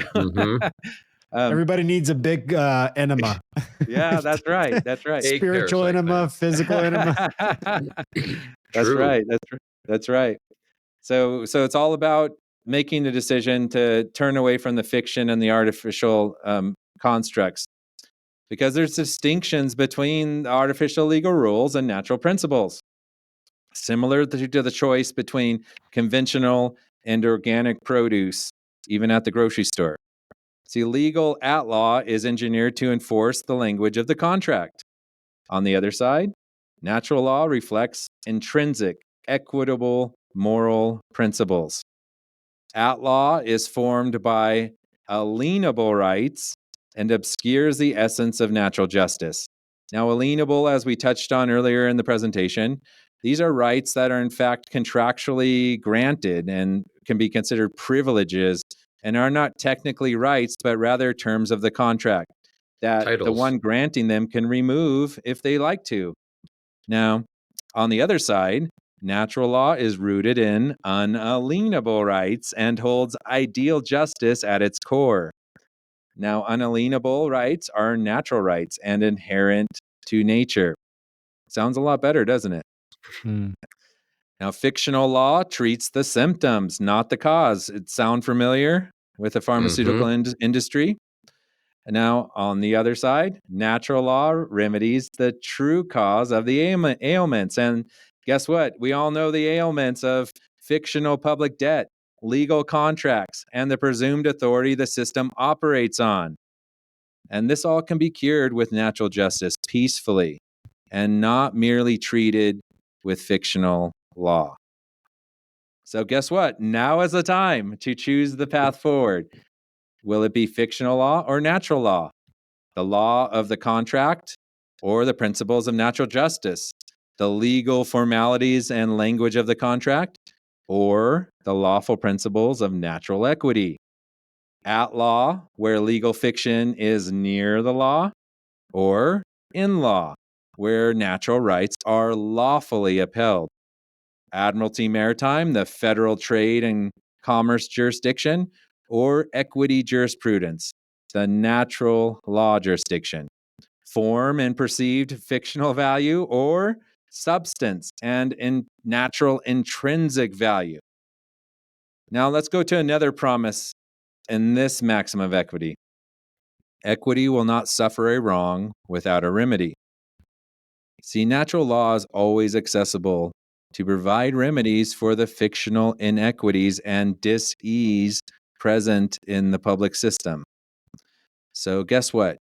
You have the power to disencumber yourself from the trappings of the legal and commercial system, where public legal charges and commercial debt burdens are designed to weigh down and toxify you. It's time. See through the fiction and disencumber yourself to realize your true natural purpose and free your time and energy to give the natural gifts you are here to give.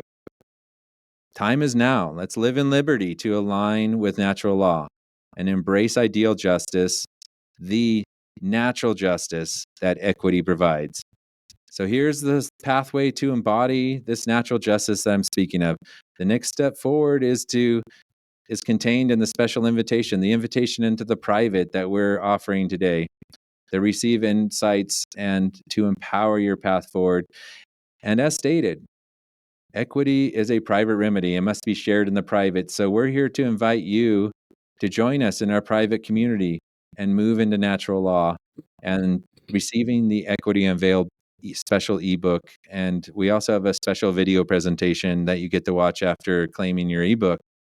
And they're both valuable resources for your next step forward and a gift for you when you accept this special invitation. So the great awakening of all things natural is here, as I've been talking about in this presentation. And the time is now to attain the key, equity jurisprudence, and take the first step to unlock the power of natural law. So embrace the opportunity and learn more in our private community. So everyone, it's been a great honor sharing natural law with you today. And thank you very much for all of your time sitting through the presentation here. As together, we are all building a bridgeway to self-governance. And now I'm excited to open it for discussion. So I'll turn off my screen share if I could figure that out. And we'll go from there. Thank you so much, Phil. That was so powerful, man. And for those listening, I've been taking the course, the Equity Passage course, and it's so nice to be here listening to Phil's voice. I said earlier, it's like butter to my ears now. So I felt very special here being able to speak to you while you're teaching. Thank you for that. Thank you. Thank you. I'm honored. And yeah, if you guys want to start this, this process, get the free ebook, I'm going to put the link in the captions for this YouTube video, and you guys can click there, sign up, and get into the flow. You know, there's always a first step, and that first step is sign up and just get that ebook and just start the process, start reading. I think the most important thing about this process is having that spirit of curiosity.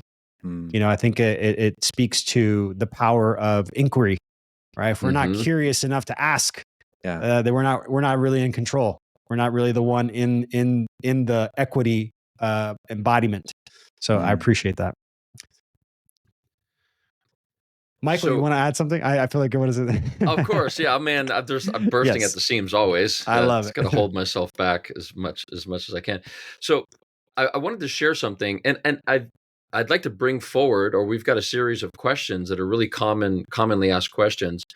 And before we get into that, I wanted to go into the distinction of the public and the private in a different way, because in order for you guys to be able to access the book and access deeper information, we're inviting you in as a private member. So why are we doing that? Because the public corporate system is a corporate entity that I don't own. I didn't start that corporation, and I'm pretty sure none of you guys did. So that corporate entity is just as if I started a corporation and my neighbors wanted to step into my corporation and start telling me what I need to be doing inside of my corporation. Well, what am I going to do? I'm just going to flick you off my property. So when we invite you into the private, we're inviting you out of the public arena where we can share things with you that we're not going to share in the public arena. So please understand that when we invite you in, that's what we're referencing. And you get to learn that. You get to learn that and apply that in your life by going through this like simple invitations. So I wanted to share that with you. And Phil, do you either one of you guys want to bring forward? I know we shared some common questions. I think we should hit some of those common questions. Yeah, I just want to add on to the private public thing. What determines private or public is what contract you're involved in and who you're involved in the contract with.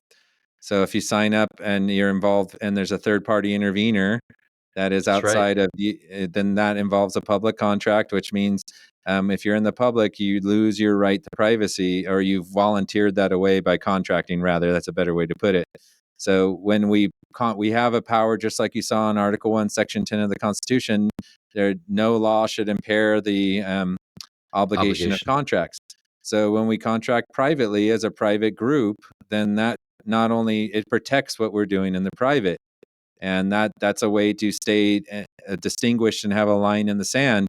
And so some things, just like I said, equity is a private remedy. It's meant to be shared in the private. The public's never going to acknowledge this. This is why you haven't heard of it. So we can only share this in the private. So that's adding to that. And thank you for that, Michael. It's a great segue.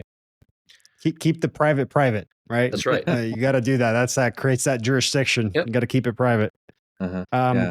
Marcia, you got something? I was gonna. Oh, sorry, I'd like Marcia. to also step into a deeper cut. That this is we're not here just for bringing information.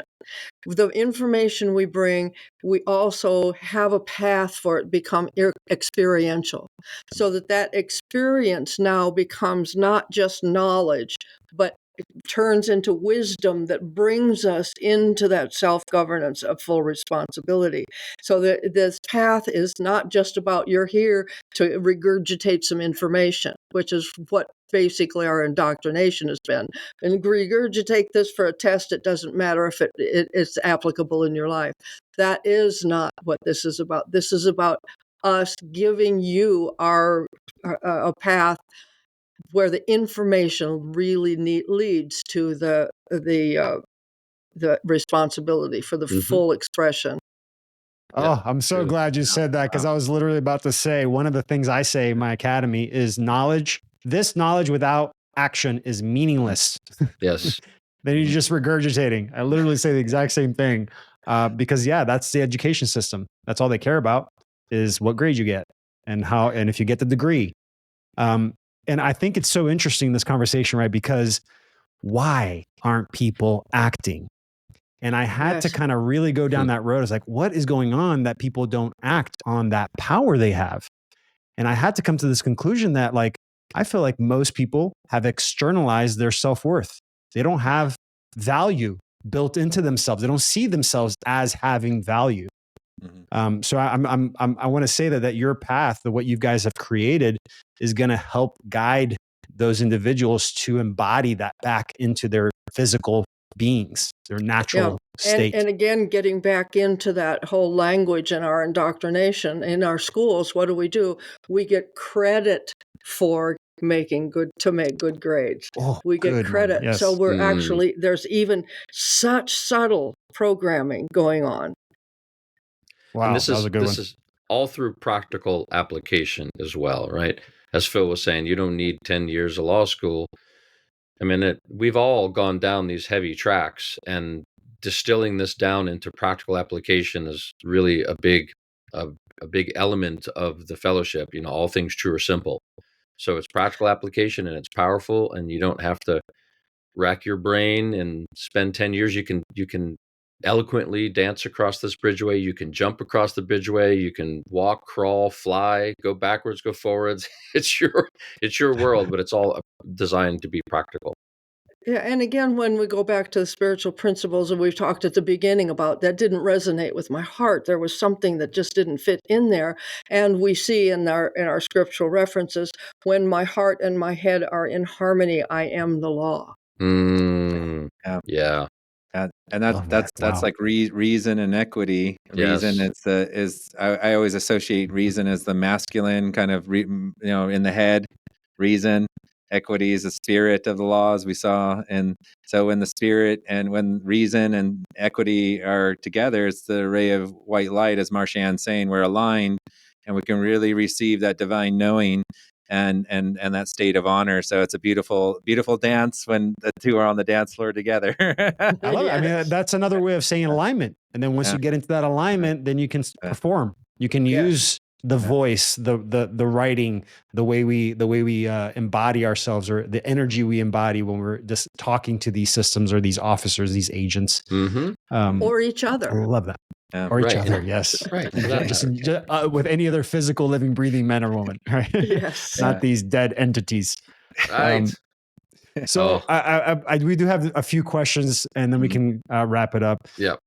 One question that you kind of answered, but maybe we can get more clarity on, just around debt, right? I think people see this thing around equity and embodying that about discharging, and it's like, okay, if I have debt, I get it, but what if I don't have debt? I think you mentioned a little bit on that, but if you can just expand. Yeah, absolutely. So one of the, I'll just say there's lots of offers that come in the mailbox that are contractually based in different ways. Let's say selective service. Let's just throw that out there. Okay, what does someone do if their child receives something like that? And it's called a draft, and that's a banking term. You're a CPA and accountant. Where they're using banking commercial terms on everything that's coming down the pipe. So what that is it's an order to a demand in order to settle the sum.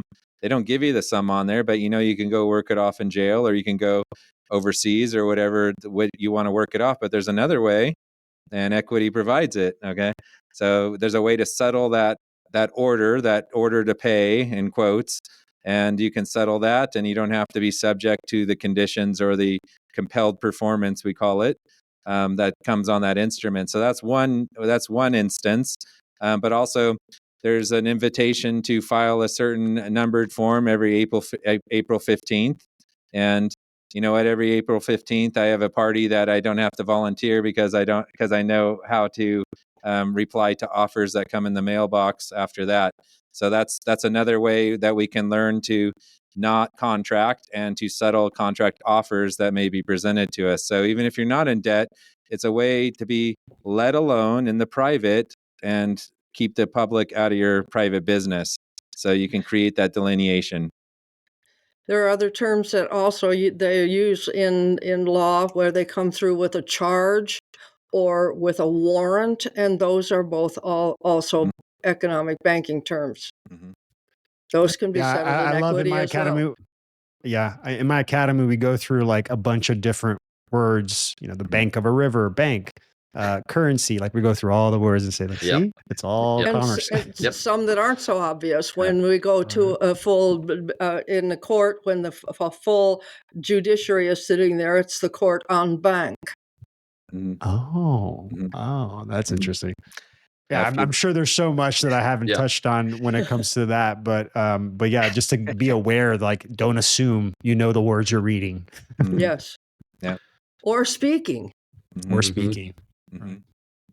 So in simple form, everything that comes from the public system is some kind of a commercial offering or presentment, and discharge can be utilized. So everything that's coming at you, if you will, is something that you can accept or not accept.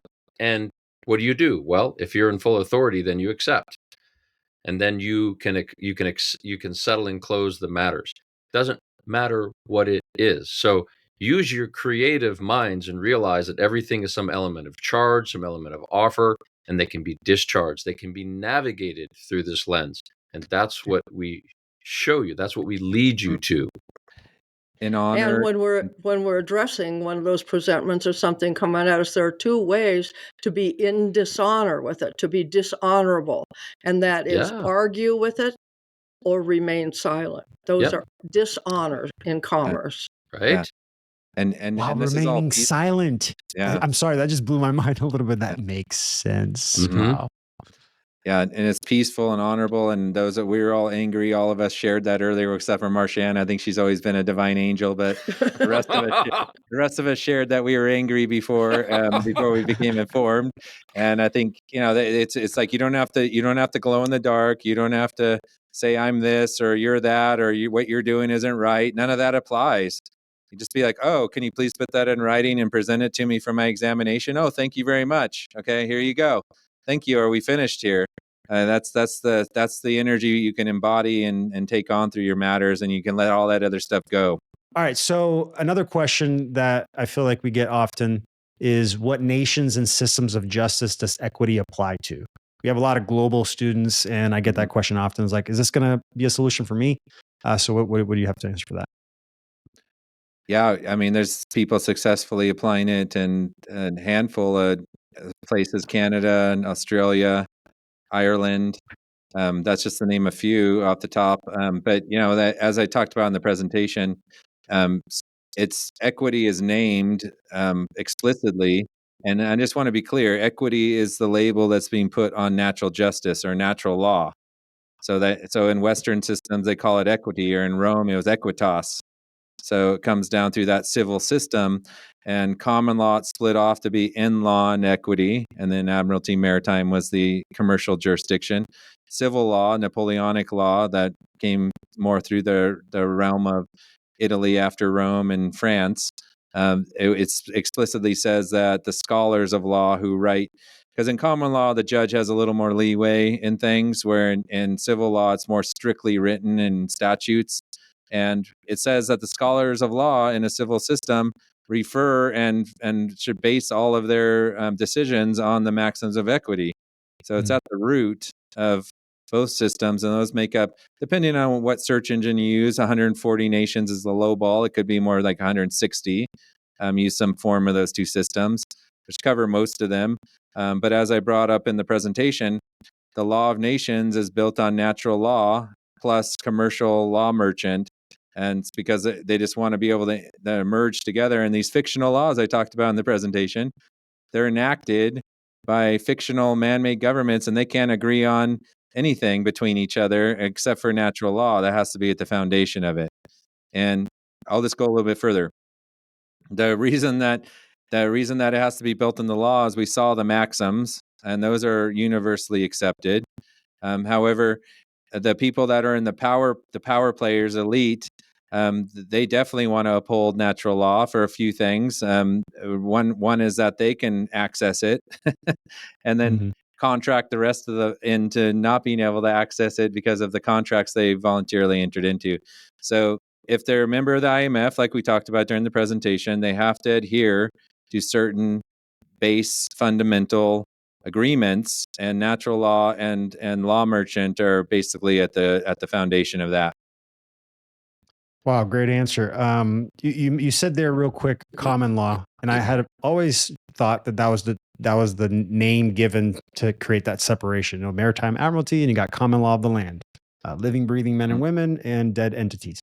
But so what is equity jurisprudence in that sense? Is it part of common law, or is it just, like you said, it was like a split or something that happened to create that separate name? It in essence, I mentioned that equity holds a supervisory role. It's the check and balance, as Michael's saying, the equalizing force, the scales. It's there to equalize, because common law is a strict written law, but it's more based on the more living, more injury. It's based on injury, essentially, as Marcia was alluding to earlier. If someone's injured, you're allowed to do whatever you want, but if you injure someone else and their property, common law comes in, and here we go. It's about injury based or potential injuries or whatnot. It used to be the way our system, how it was the rules of procedure, essentially common law procedure. But equity was always there to bring in the impartial natural justice where the written law failed, or essentially common law needs to be based on equity. And then when it fails because of its strict application, equity is there to step in and take the reins. So there are three different jurisdictions. common law, equity, and admiralty maritime. Equity is its own jurisdiction, as we saw in the synonyms. And then in 43 in the US, when the rules of federal procedure came in, that's admiralty maritime based and was made to mimic common law procedure. So no one had really noticed there had been a switch.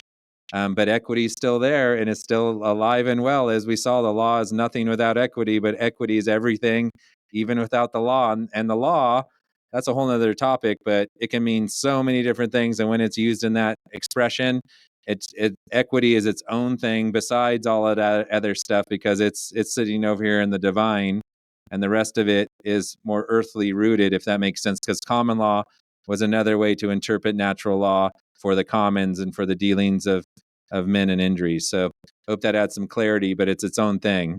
Yeah, so much clarity, so much clarity. It makes so much sense to me now.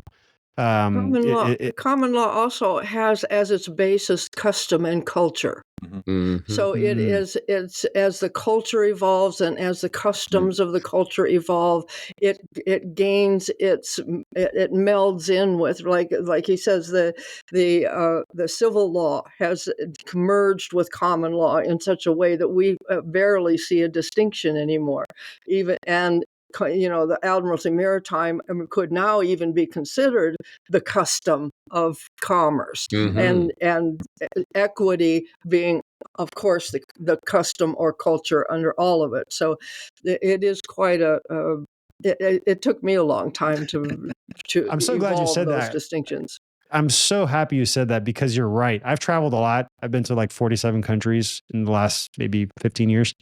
And I've noticed that, yes, the habits, or like the habitual practices of the people that live in that specific country, the culture, can be very different than what we're used to.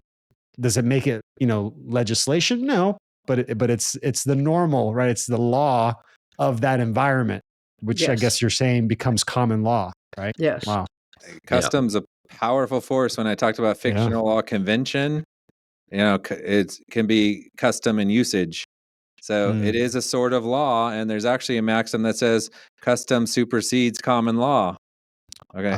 So if the custom of a place becomes so strong, that's why we see a lot of the common law, application. It works in certain places in certain jurisdictions, but if there's a custom in place that supersedes that, you're going to get steamrolled in that courtroom. And that's just because of that maxim, and that's just because of the way it's set up. However, equity is not subject to that, and it's the only thing that can overcome custom. Wow. And that also just gave me a whole different perspective on this melting pot that is the US, right? Because you have so many cultures and customs mixed together that there is no one way. And you kind of get this like flexibility of choice. Interesting. So is there any particular legal status required to apply for equity? Living, breathing. I feel like I know the answer already. I don't know why I asked that. Living and breathing. Alive. Just be alive and breathe. Yeah, because that's a common question, because a lot of people, status correction or status is a big, and it has a lot of application for certain things. Like when you're operating, like traveling, and it has a lot of value with the legal status. It's a legal discussion, though, because equity is not in that legal system. Equity is over here in the living and breathing sentient moral being. So as long as you're living and breathing, it doesn't matter what you are. You're the substance in the system, and you can apply that life force. Perfect answer. It doesn't matter. Oh, titles, degrees, right? All that, licenses, permits. Come on, legislation. I love it.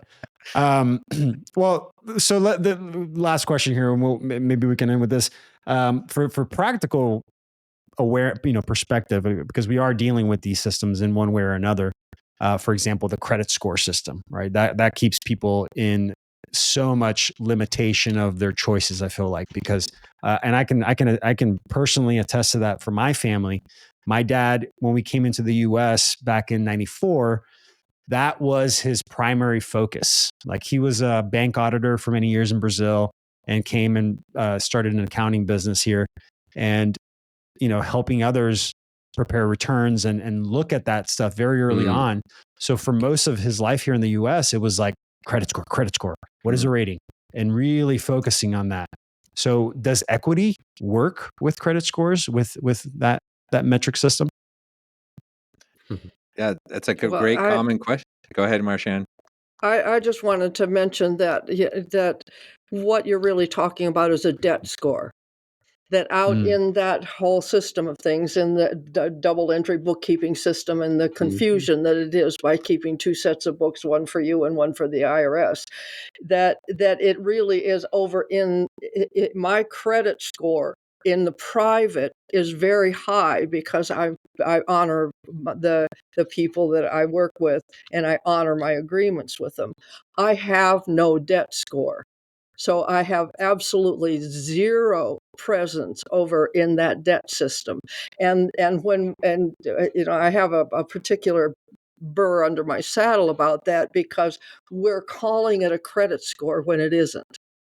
And we're engaging in that mockingbird deception that score has any value, and it really is training us for our social credit score, for our social score that is at the door.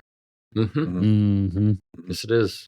So Wow. that's my burr under the saddle with that.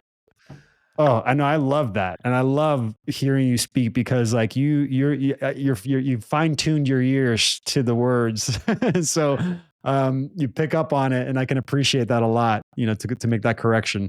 But yeah, it's a debt score, and I love that. Phil, I you mentioned interrupted you. No, that was beautiful, and that's a lot of insight, and I'm someone who, when I found out about this, stopped participating as well, and there's a maxim that says private inconvenience is compensated for by public benefit. So whether you believe it or not, accessing that public debt system, credit system, whatever you want to, whichever way you want to, half empty, half full, it is a debt system. You have to be in debt to participate. Okay. So if you want to be involved in that, which a lot of people are, and that's one of the things about equity I want to allude to too, because this is another common question I'll weave in. There's no requirement in equity to move faster than you're ready to move as you're moving into the private or wherever you want to go. It's tailored to you, and it's there for you to take each step forward. So if you're tied into the system and disconnecting isn't realistic for you right now, that's okay. It's about learning where you're at. It's about learning what the rules are, and waking up to what's real. And then you get to choose each step forward. And I encourage people to not take the step until they're ready. So to get back to the debt score, the beautiful thing about it is it's public. Okay, it's a public credit score. They call it that. So this is a private remedy. So while you're engaging in the discharge process, it will show as not paid. And I have seen a couple times it even show paid, which is interesting. But it'll show not paid. So in the short term, generally it'll take a hit. But in the long term, or medium term rather, when the discharge is complete and your claims against you are settled, that disappears off the report because it's not public information. They're not going to put a private discharge on the menu there. Now, people that go bankrupt, for instance, what that is a contracted public discharge that you're actually signing a contract so a judge can administer your affairs for you. You know what? Guess what? You have a private discharge option where you can administer your own affairs, and it's not contractual. So it doesn't stick for 10 years, and you don't have to deal with all that.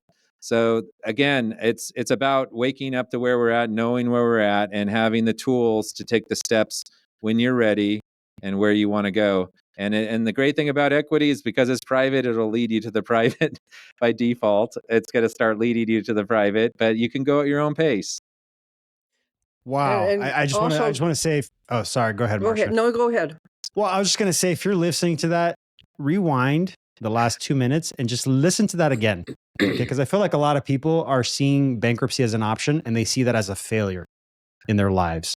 But what he's saying here, first of all, it's not. It's just an agreement, a contract just allowed the judge to do it. But also, there's other options. That's not the only option. All right, go ahead. You can administer your own affairs, or you can have somebody else do it. And if you're going to have somebody else do it, rest assured that they're going to encumber you in some way. or try to. And through this equity passage, you become competent in the administration of your own affairs. Mm-hmm. And I wanted to also point to that whole idea of the credit score, because 80% of the planet accepts the Federal Reserve and accepts that credit score as its credit score, so that 20% of us who see it as a debt score and know that the Federal Reserve note is a fraud, and even in the Treasury's audit circulars, it refers to the Federal Reserve note as a Federal Reserve audit unit denomination. The acronym for that is fraud. They know it's fraud. So and we have 80% of the planet that accepts the custom and culture of fraud as the norm. That's where we're looking at custom and culture. And the money is the law. Yeah. And gosh, when you speak, you just remind me that these magicians, that's what they are. They're wizards using spells and just, my goodness. The magi straight in the courtroom, magi. Okay. Wow. Yeah. It comes down to what we want to create for for ourselves and for our kids and for everyone behind us. If we want to participate in this broken down system and promote that by playing along and stuff, that's a decision each person needs to make. However, building a resilient parallel society built on people that are self-determined and committed to self-governance is the solution for the big picture. And this happens through each one of us being able and competent in the premise, as Marcia, one of my favorites by Marcia, competent in the premise of administering our own affairs. And it begins by being able to stay in honor and conduct, the meaning of equity is the fair dealings between men and men. It says the intercourse of men and men, which is really funny, but I mean that's what it actually says in the Black's Law Dictionary. But it's about dealing with each other, our relationship not only to the divine, but also our relationship with each other. And when we start operating in that manner in equity, this world will change by default. And all of these things will melt away. And guarantee you, everybody knows this and starts applying equity to all these matters. This system will need to. There's something called concurrent equity, which it's malleable and it responds to the system. So now, because it moved into this funny money era and credit, it conformed. It was malleable. It created remedies along the whole way. No matter what comes after this, equity will be there to provide a remedy and will conform and mold around whatever situation's going on and prevent inequities from going without a remedy. So that's the beautiful thing about it. I get a lot of that with people saying, oh, Trump's going to do away with the Federal Reserve or this or whatever. I'll believe it when I see it. But however, equity will be around no matter what happens. And you can rest assured on that. It's been around the whole time. So no matter what, we have a promise in the law with all the maxims I've shown and everything like that. It goes back to the beginning and it'll go to the end, whenever that is. It still boils down to knowing you are the substance and knowing the difference between the substance and the form and finding your way into the world of self-governance. When you get that, all that other hubbub doesn't matter. It has effect, but you know how to navigate. You know how to intercourse into it if you need to, is really like the bigger part of all this. And I just wanted to say, because we've been on this call a while and I want to honor our time. For some of you that are tuning into this, if this excites you, if you're fascinated by this, if you're curious by this, in the fellowship, the three of us are not the fellowship. I'm the founding director, and we have directors for each pathway. We have a program director, we have support team, we have a big team of people that have all come together for this purpose. And we have so much to share. We could literally talk for weeks we probably need food. Or maybe not. I don't know. That's debatable. Pretty hungry. I get fed on light. So my point is, there's a free ebook. Get the free ebook. That brings you in as a member. It doesn't cost you anything, but your curiosity. Come on in and learn. Lean in. We have so much more to share. We have calls like this. We have membership calls. We talk to you. We let you ask questions. We just open up the floor because we want to know your curiosity. So I just want to share this. The podcast too. Yeah, the PMA Weekly, you can go to pmaweekly.com, which is getting ready to switch over to libertieshorizon.com. By the way, that's going to be switching. We have a lot of resource, a lot of heart, a lot of love. We love sharing. As you can tell, I burst at the seams. I have to like really keep my mouth zippy or we'll be here forever. We have so much to share. And I wanted to say that because if you're excited, just get that ebook. It'll bring you right into the world, and you can learn and lean in and be more curious. When you change your thinking, you change your life. When you change your thinking, you change my life.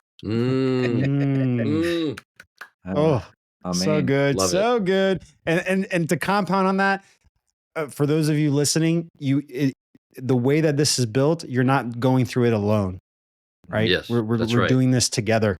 We're going through an adventure together so that we can help each other and we can feel like we're, the value. We can feel like the value together. Wow. And if wow. you stick with it long enough, you will all be Marcia and Kenobi. I'm working on it, but I don't know if I'll ever get that mane that she has going on. Like, anyway, trying. Marcia Neo. I'll be Marcia Neo. And Marcia's one of the few living Jedis, truly. Yeah. I love it. Yep. Well, thank you guys so much. This was just amazing. For those of you listening, click on the link below, get the free ebook, start that journey for yourself, and dive into this knowledge, dive into these resources. Michael just said there's so many resources. There's a lot of free resources. I mean, I went through hours of videos for free, just through the website, just through going through the links and going through the what was available there through the ebook. So dive in, guys. Just have that curiosity. There's so much value in this, to really create that path forward where you won't feel the pressures. Thank you guys again so much. And then come join us. Our fellowship is never full. Right. And it's never complete without you. Yeah. Well said. Well said. Thank you guys again. Thanks, bro. Thanks for thank you very much, sharing time with us and letting us share as well. Appreciate that very much. Absolutely. Thank you, Marcia. Thank you, Phil. Thank you, Michael. I appreciate your time, your energy, and just everything that you're building. This bridge. I call it a bridge. It's a bridge. Helping guide people from one side to the other so that they can have a life that is full of love and connection and equity. I love it. I love it. Bridge from here to here. Mm-hmm. True. Yes. For the divine light, for us to use that power. Love that. Love that. All right. Thank you guys for joining us on this episode. And the last thing we like to say here at the end is always remember, gamify your abundance. Love you guys and stay salty. All right. Blessings, everyone.